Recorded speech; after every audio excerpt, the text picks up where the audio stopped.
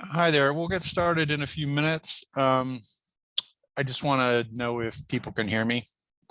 If you can hear me, just let me know in the chat box.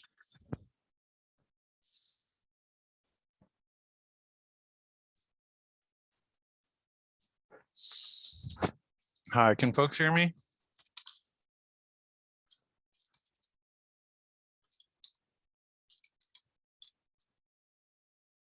Good to go. Great. Thank you very much. Thank you. Yep, we'll get started in about 6 minutes. Thank you.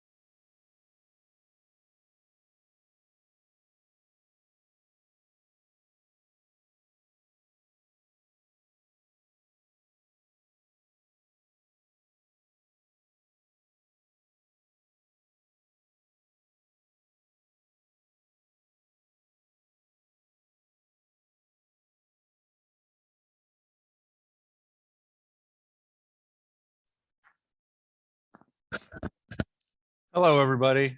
Welcome to the Chapter 1 webinar for Statistics Solutions. I have a co-host on today, Sierra, and she will be posting some links to our website where this and other webinars are archived. Also, I believe everybody gets a copy in their email. If you have any questions of a technical nature or about access to the webinars, anything non-content related, Sierra can help you, our co-host. Okay, so Chapter 1 of the dissertation, the social sciences dissertation. Here's what we're going to be covering today. Just a couple things before we get started. If you do have questions for me, about the things that we're covering, feel free to type them into the question and answer box so you don't forget them, as we're moving along. But I won't get to them until the end. So we'll go over everything. We'll have a question and answer session to the end. But again, you're welcome to type them in so you don't forget them. Okay. All right, so just to pull back a minute, this is what we're going to be covering, the typical sections of Chapter 1. In our version, or not our version, but what we're covering here is based on what's a pretty standard 5-chapter model for the social sciences dissertation. Now there are different models. Some schools, may have 6 or 7 chapters, but usually the contents are the same. Sometimes the way they split the chapters up is a little different. Sometimes with international schools that may happen, but typically what we see is the 5-chapter model, where Chapter 1 is the introduction, Chapter 2 is the literature review, Chapter 3 is the methodology, Chapter 4 is where you present your results, and Chapter 5 is the discussion of the results.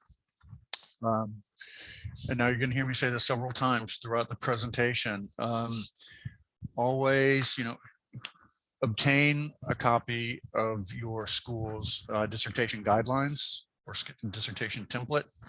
That will be your guide, right? Obviously, along with your chair. But the template or the guidelines for your school is what you want to stick to, as far as the chapter structures, what goes in the chapters, basically what's required. So again, this is going to be a good kind of general template, and most schools follow something very similar to this, but there are differences here and there.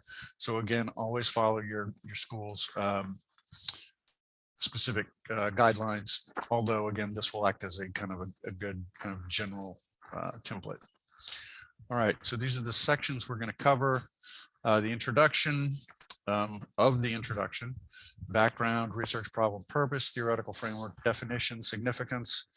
I've kind of squished a few other section in this other sections section. I've kind of squished a few sections in there because, again, there's some schools require them, some schools don't, and a summary.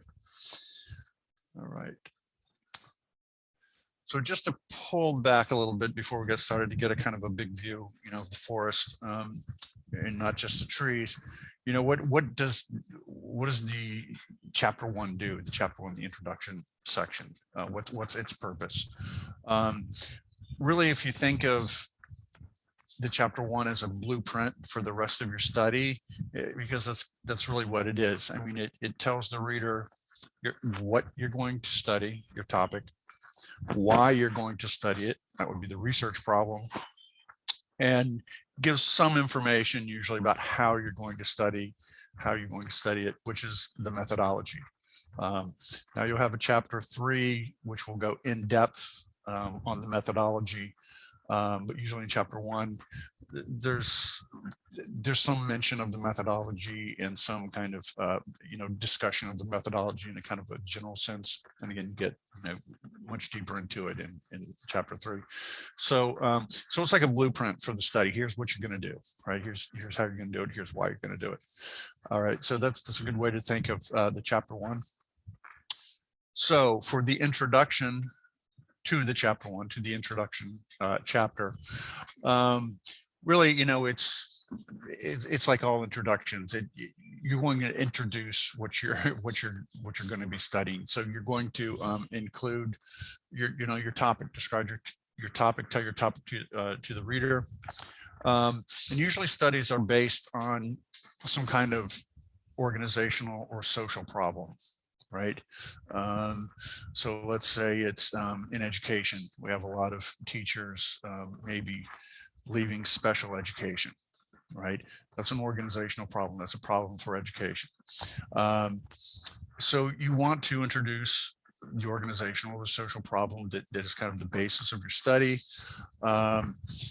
You know, use statistics to get your readers' attention, or some kind of material from the literature, you know, with a source behind it to anchor it, that makes a point about your topic, why it's important.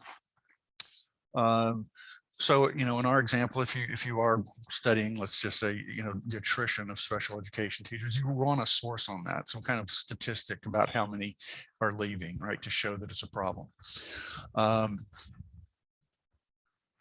The more recent the statistic is, the better, right? You don't want to use a statistic from 10 years ago because things have changed, right? The problem may not be the same, or likely isn't the same. The numbers are different. Maybe it's not a problem anymore. Maybe it's more of a problem. So whatever you use there to kind of introduce your topic and get the reader's attention, you know, make sure it's recent. And then the next part of it is to kind of get into what you're going to be doing, right? So you have a social problem or an organizational problem, you know, special education teachers leaving the profession, and then introduce kind of, you know, the research, a little bit about the research problem, which is different than the organizational problem, right? You have the organizational problem, and then there's the kind of research that's been done on it, like what we already know about it, and consequently what we don't know, what's still needed. So you want to introduce what your study is going to be about, right? Not just the problem, but you know, how you're going to approach the problem, what, you know, what is the research that's kind of been done on it. And this is all very broad strokes, right? Because it's just an introduction. So introduce, you know, what the issue is in the research. You know, why is the study needed? State that your study is designed to address the research problem.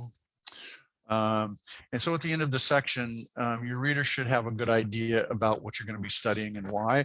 Of course, you don't want to go into a lot of depth here because it's the introduction. You're going to, you know, flesh all this out in later sections, but introduce the topic, right? Introduce the organizational problem, introduce what you're going to be doing or adding research on the topic, and just kind of end it where your reader, you know, knows what you're doing and kind of has an idea of why you're going to be doing it. And then you move into the background where you can have a more kind of, you know, broad, deeper discussion of the background on the topic, right? The introduction is just to kind of introduce, to familiarize your reader with what you're going to be doing. Let me just pause here a minute to say it's always a good idea, I mean, in conjunction with using your resources, right? With using your chair, with you going to webinars, doing research on your own about your topic, you know, on how to write a dissertation, what belongs in these sections. It's always helpful too to get an example or a sample from your school of a dissertation in your area. Because that way you have something concrete. You can see what people have done. You can see how they've handled these sections. Because sometimes, you know, when we're listening, we kind of get it, but then when we sit down to write, it's kind of a different story. You're kind of, you know, you got that, you know, that block. So that's where examples tend to help us. Okay, so the background section is going to get think of this as a conversation, right? You know, there's been a conversation going on your topic for a while. You want to catch the reader up on what's been going on, the conversation, right? What's been going on. right? Where did the kind of issue start? Where did it shift to? What are kind of the trends and the currents? And not just the phenomenon itself, the topic, or the, the problem, the organizational or social problem itself, but the research on the topic. That's real important. People sometimes want to spend a lot of time on the the organizational problem, and that's important, but it's also important to get your reader up to speed on the research on the topic, right? So you can have some historical material in here. You're also going to kind of do a broad strokes kind of summary of the research on the problem to date, right? Not just the problem itself, but the research that's been done on it. You want to focus on major trends. Again, where kind of the research has been, what have people focused on in the past? What kind of results has that given us? What is known about the topic, basically, from the research? What do we know? What are some of the major, trends in the research? And you want to end then with, the whole thing is funneling down more specifically to what you're going to be doing and what's needed, right? So your study needs to be unique. It needs to make an original contribution, right? So in the background, you're getting us up to speed on the problem, but also on the research on the problem, where the research has been, what people have done.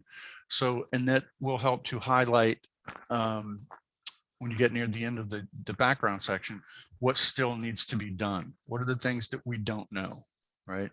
And that's where your study will come in. So think of the kind of the shape conceptually as a funnel, right? Funneling down to what you're going to be doing, because the research hasn't covered that, right? That's going to be your unique contribution.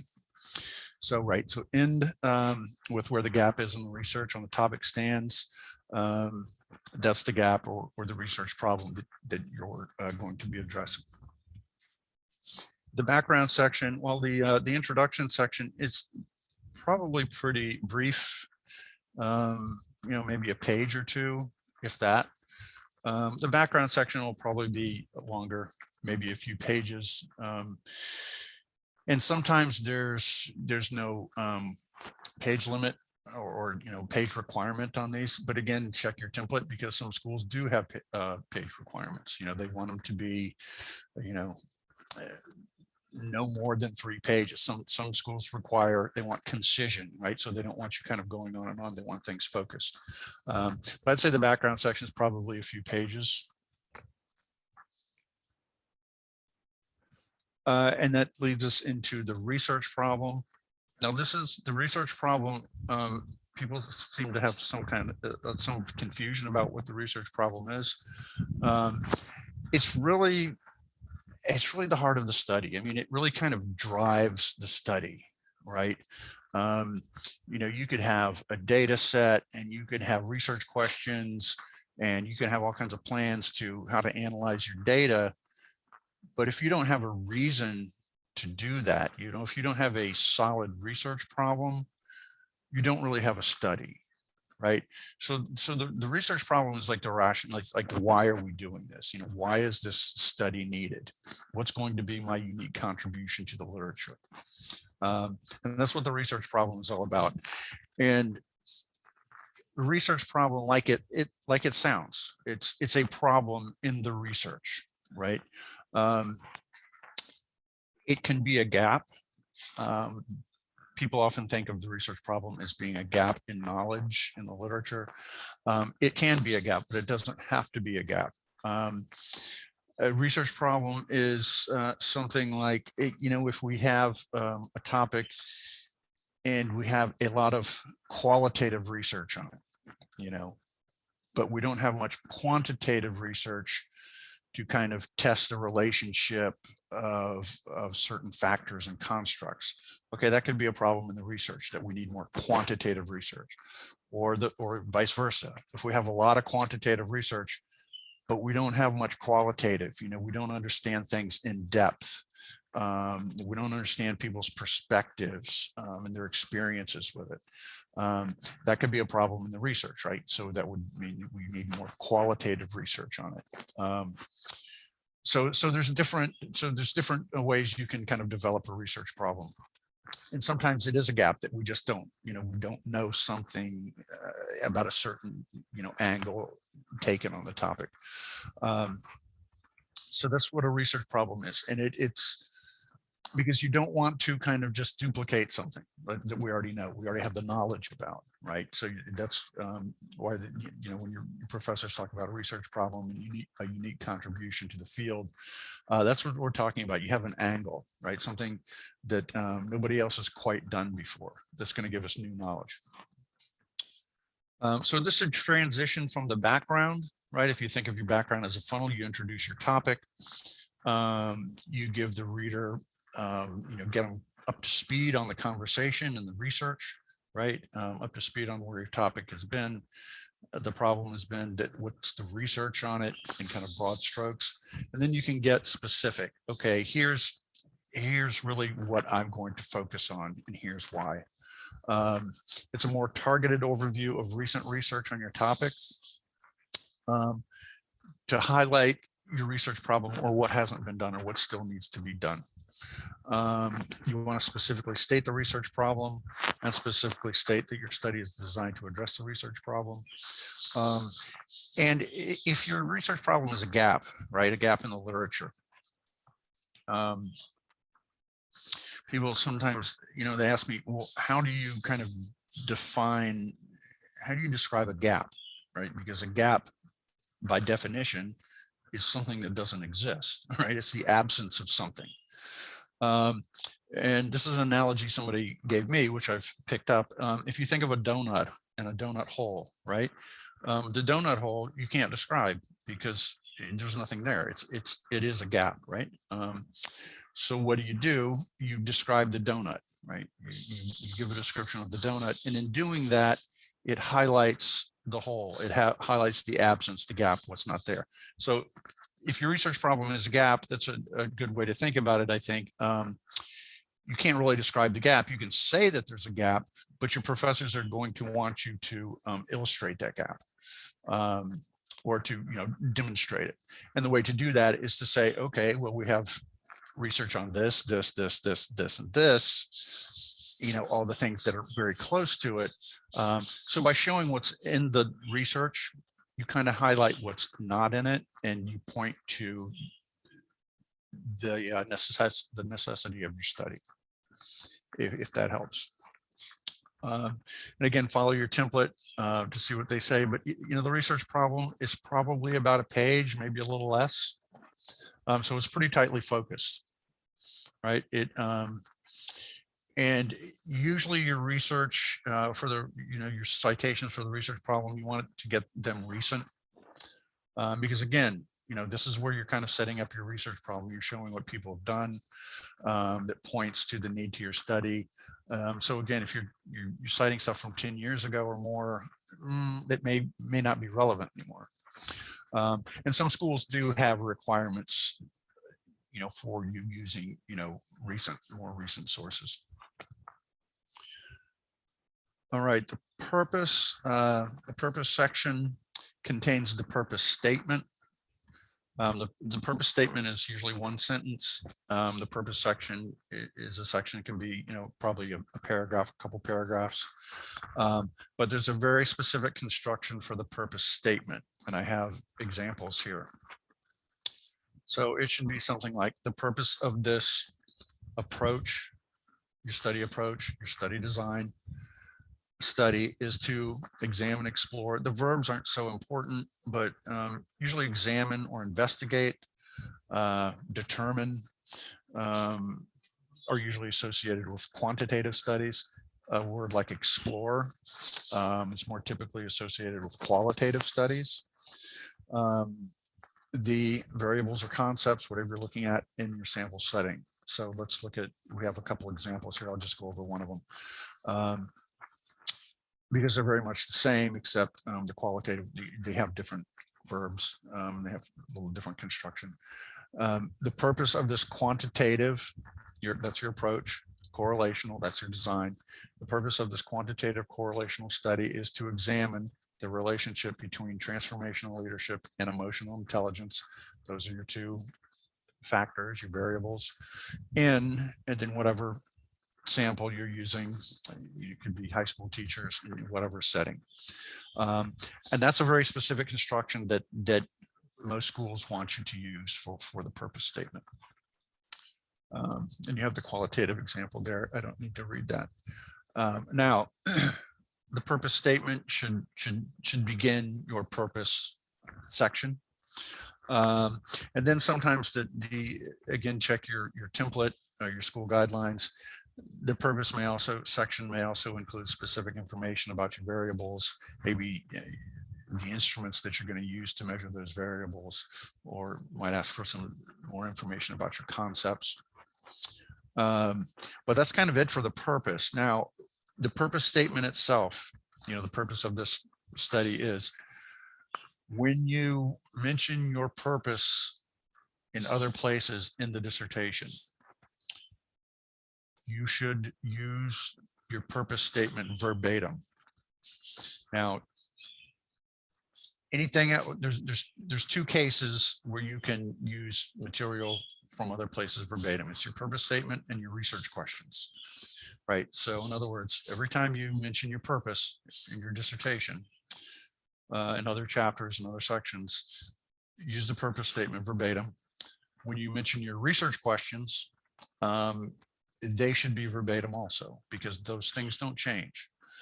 Now, having said that, you don't get a pass anywhere else. So if you think you can take just, words, sentences and paragraphs and just, hey, it's mine, I'm going to use it, take it from one section and copy and paste it and put it in another section, that doesn't fly. Professors frown on that. I mean, they see that, rightly or wrongly, they just see that as being intellectually lazy.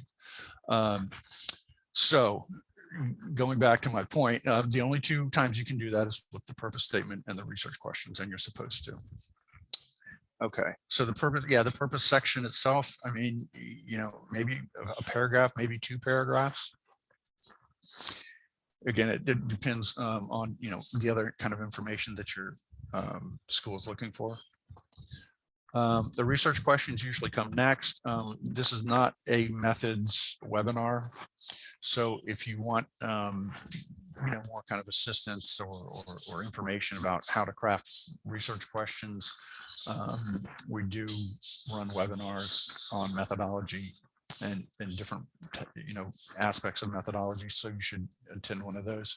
But this is where you would put your research questions. Okay, let's see. Yep, the theoretical framework. This is kind of a tricky section because sometimes people don't really kind of understand what it is. So we're going to talk a little bit about, what goes in it and actually, what it is.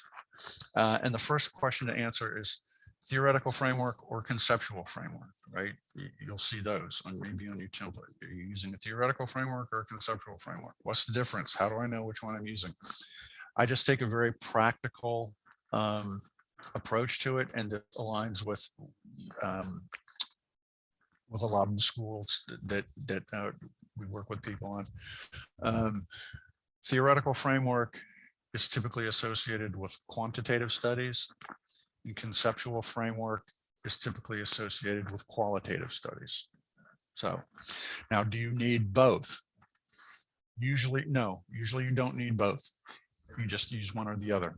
Is there any time that you might need both?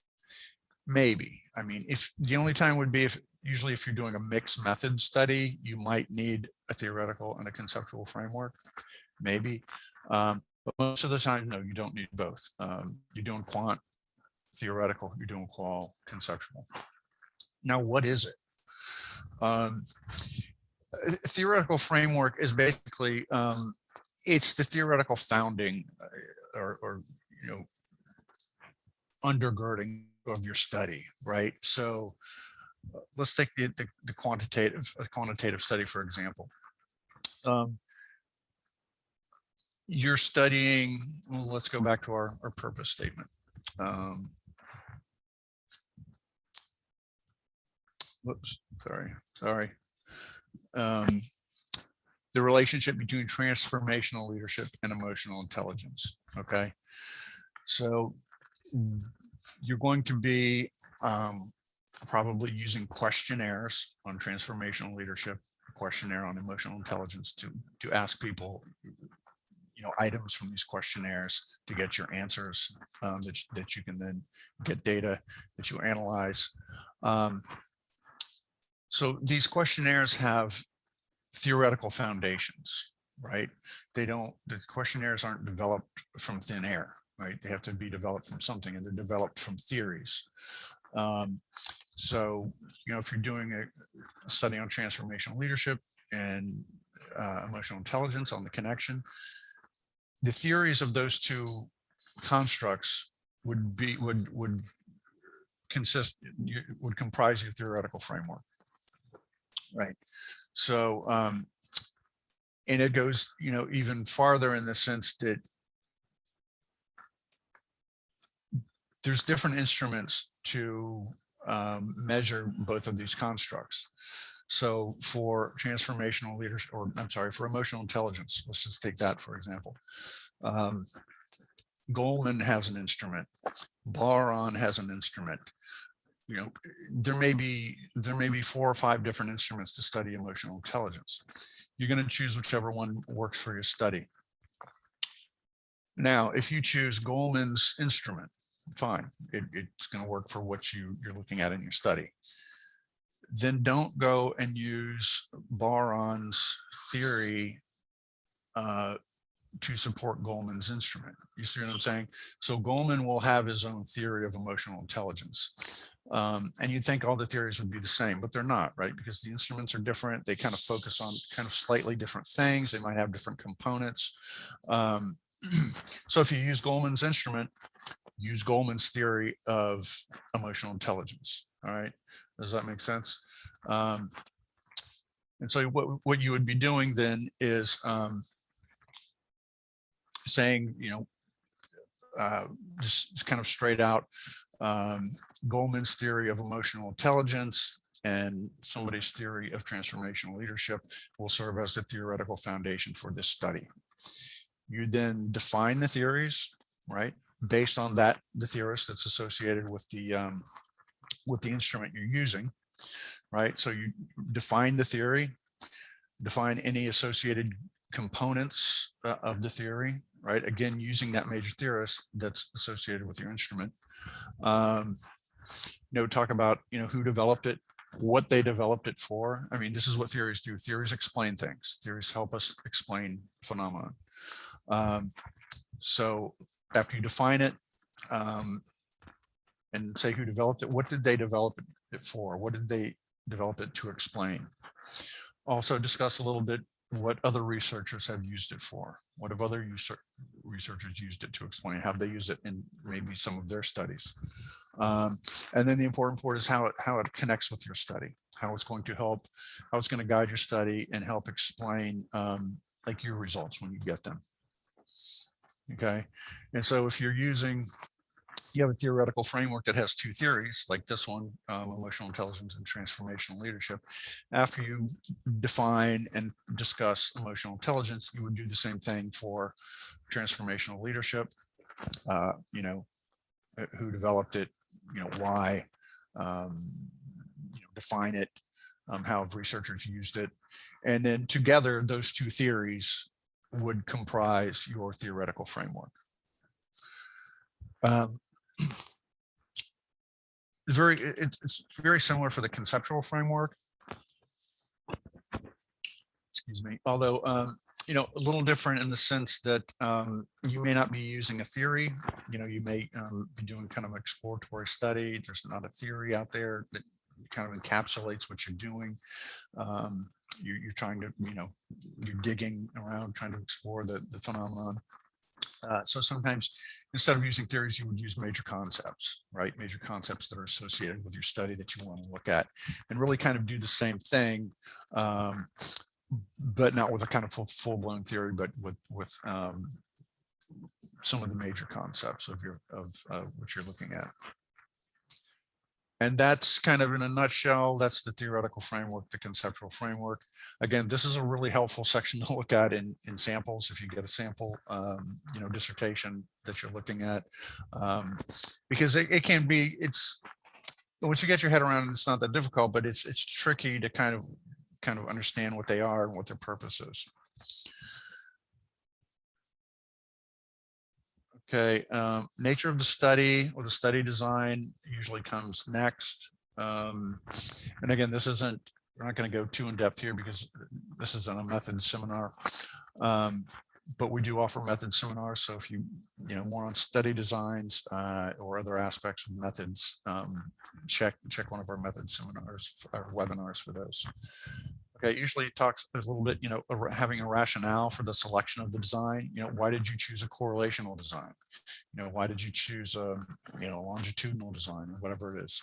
And usually it has to do with your research question and your purpose and the kind of information you want to get and how you want to analyze it. Summarize the methodology, including from who and how the data are collected and how data will be analyzed. Yeah, and again, if you want more on this, check out one of our methods webinars.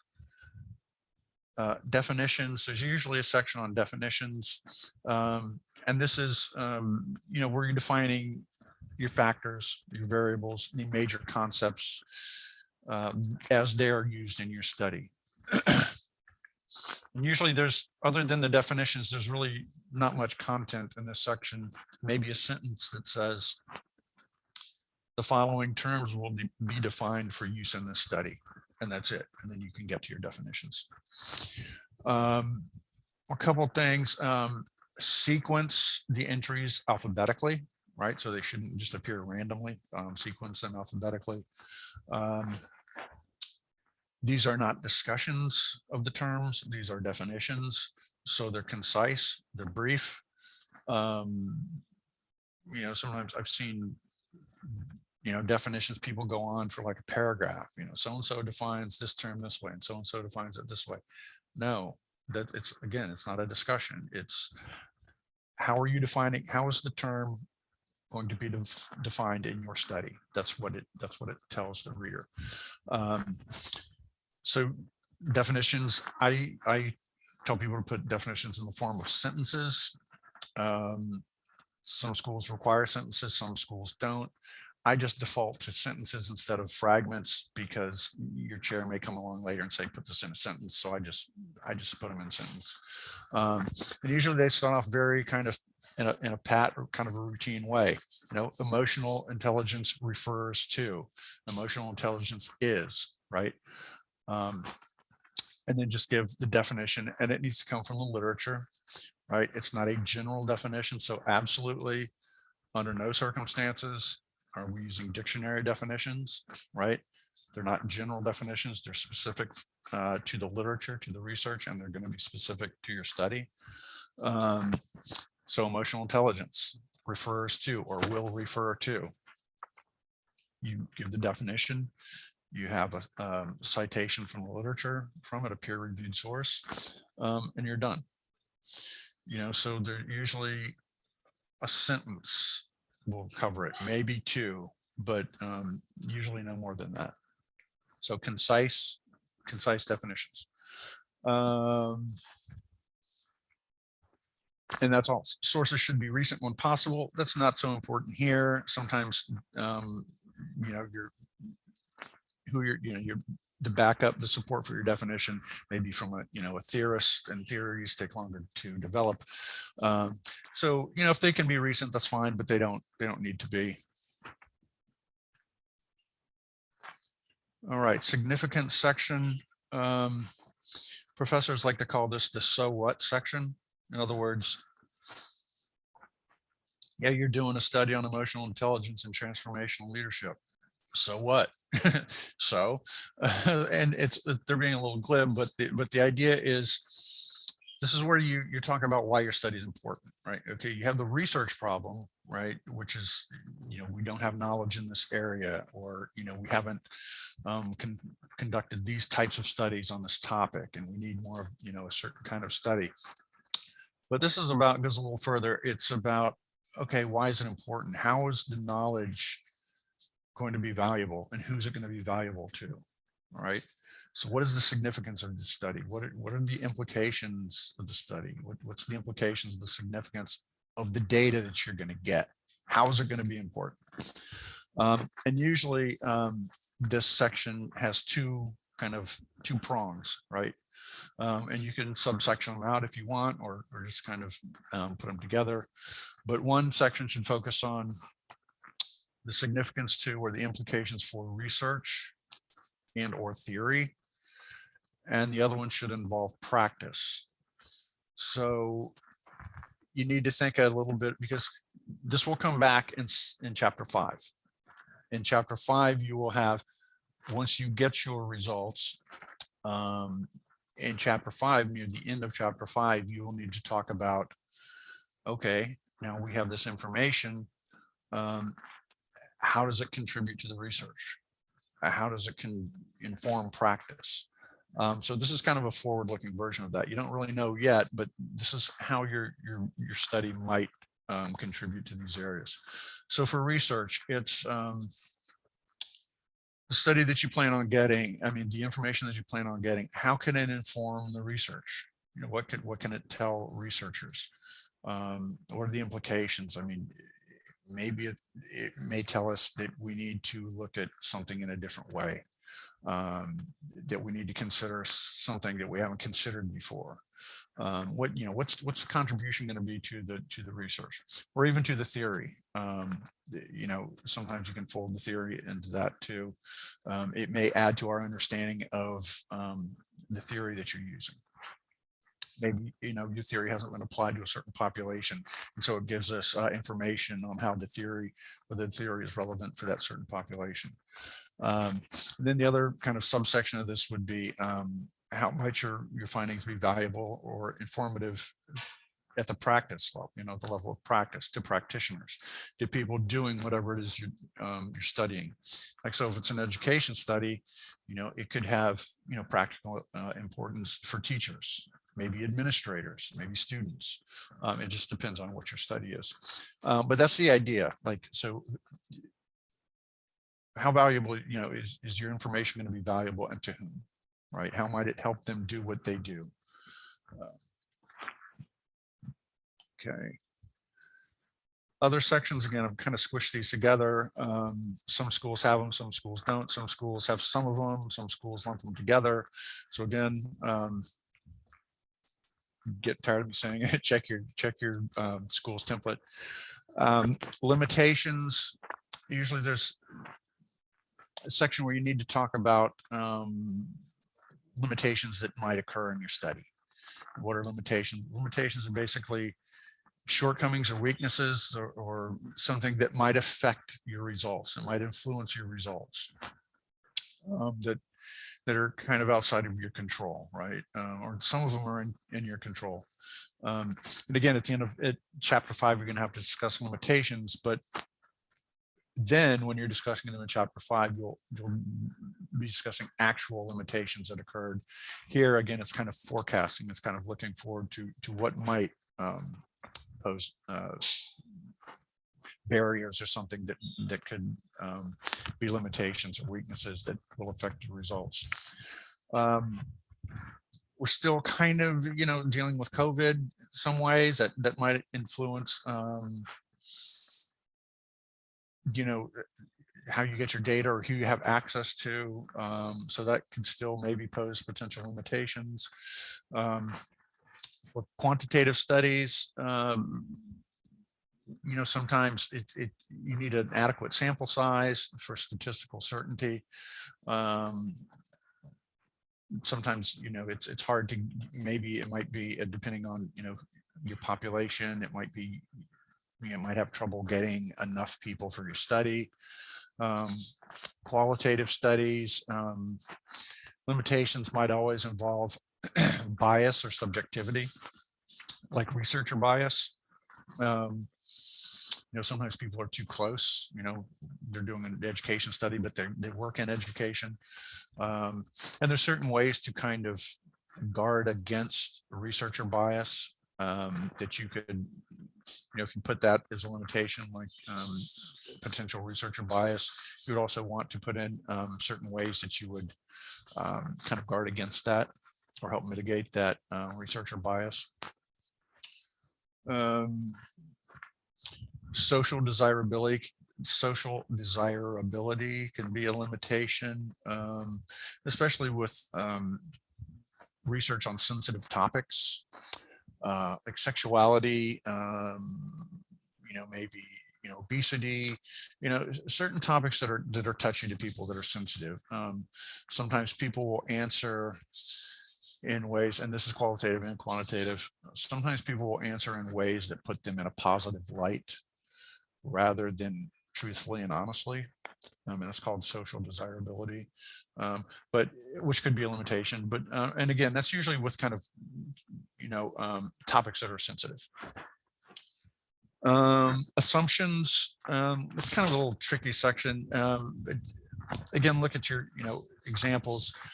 These are things that you have to kind of assume because you have no control of them for the study to go forward. You have to assume, and one of the big ones is that your participants are going to be honest with you. You have no control of them or what they say, right? So you just have to assume that they're going to be honest. That's one of the big ones. Scope, sometimes called delimitations or sometimes called scope and delimitations. This is kind of the boundaries of your study. It's, what you're including in your study, what you're excluding. Usually it sounds a lot like your purpose, but it's also helpful in kind of studies, maybe education studies, and you're just going to focus on students, right? And not teachers, not administrators, not parents, or maybe a certain level, a grade level, right? Third grade, but not the other grades. So it just kind of helps define your study. So there's no confusion about, where the boundaries are. And usually talk about the generalizability of your results, meaning how will your results, will they apply to the larger sample population? Usually for quantitative studies, if your sample size is met, like you have an adequate sample size, your findings should generalize pretty well, but there's other things that affect it, like sampling. If you do random sampling, that also increases the generalizability of your results. Qualitative studies, the results are not meant to generalize because they're very high focus on a few people. They're meant to get that kind of in-depth information about their experiences that quantitative studies can't get. So that's worth saying that you're, if you're writing doing a qualitative study, that your results won't generalize well, but they're not designed to. That they're designed to get that kind of in-depth information that you can't get with large sample sizes in quantitative studies. Okay. And then we're at the summary. Like all summaries, recap major points of the chapter, and that doesn't mean just say, I did this, this, this, and this. It's kind of what I call a fake summary. Just recap, what the major points, what you're doing, why, what some of the major research shows. Remind the reader of the research problem and why your study is needed in the summary too. And you can end, if you want, by transitioning to the next chapter. The next chapter will be chapter 2, the research. I'm sorry, the literature review, something like that. Okay, and this is who we are. This is what we do: editing, consulting, statistics. And you can contact us if you want to, talk to somebody about what we offer and if that's right for you. And that is it. That's kind of a general overview of the chapter 1. Questions? I've been talking a lot, but feel free to throw some questions in the oops, sorry. chat box or the question and answer box? Okay, I see one there. Hold on. Let's see. My view. Ah, there. All right. Okay. First off, thank you very much for offering these webinars. Okay, you're welcome. Can you amplify the research design correlational versus ex post facto? No, I can't. And the only reason why I say that, Edward, is because I'm not a methods person, and but we do offer methods webinars where you could ask a question like that to a methods expert and they can give you an answer. So I apologize about that, but I can't answer that one for you. My apologies. When will the video be available? I don't know if the I think Sierra's responded to that one. Okay, right. Thank you, Sierra.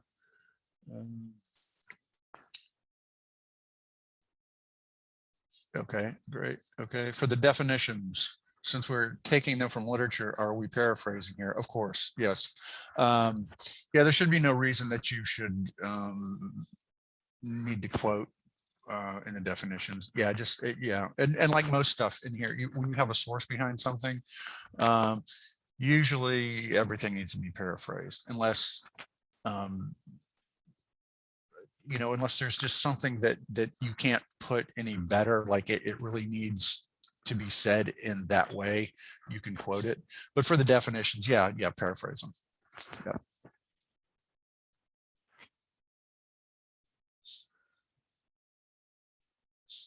Okay.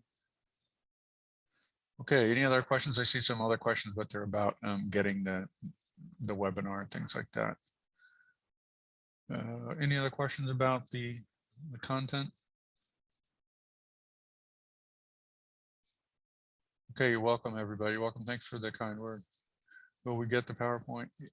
Yep, I think Sierra's already a couple of times posted the links for the PowerPoint, the links, and I think they're sent to you in your email.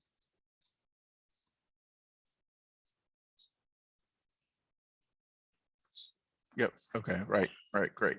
Thank you. Okay. Any other questions?